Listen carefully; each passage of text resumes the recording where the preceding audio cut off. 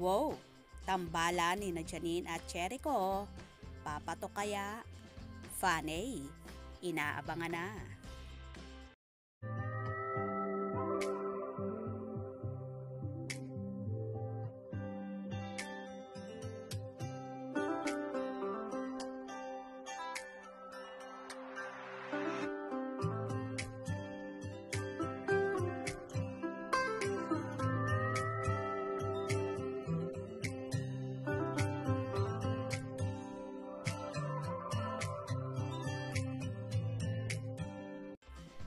Tuloy na tuloy ang tambalan ni na Janine Gutierrez at Jericho Rosales sa isang serye ng Dreamscape Entertainment Unit ng ABS-CBN Studios. Chika ng source namin, may ibang mga artistang kasali sa serye na iyon ang nakapag-taping na. Sabi ng isa, inusisa namin, si Janine nga raw ay magti-taping na sa May 28.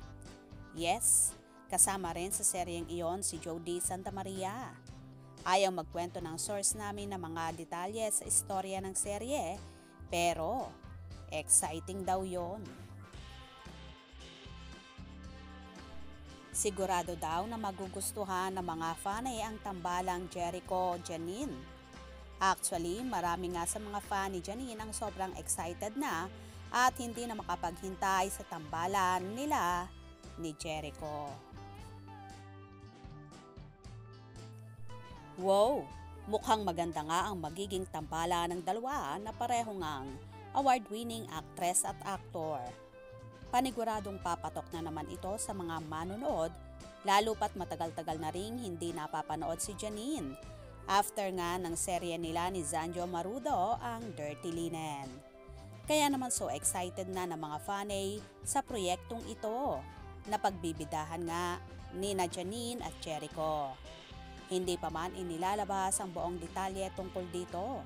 Alam naman natin na kapag Dreamscape na ang gumawa, talagang to the highest level ang pagkakagawa nito, kaya naman karamihan ng obra nila ay nakakasama sa nomination sa iba't ibang kategorya.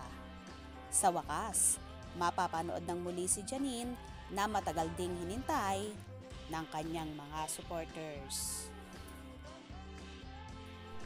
Ano naman kaya ang magiging tema ng seryeng ito at papatok nga kaya ba ang tambalan ni na Janine at Jericho at magkakaroon kaya ba ng kakaibang chemistry? Well, abangan natin ito at subaybayan. Mga ka-scoop, anong inyong magiging reaksyon sa bidyong ito? Comment below.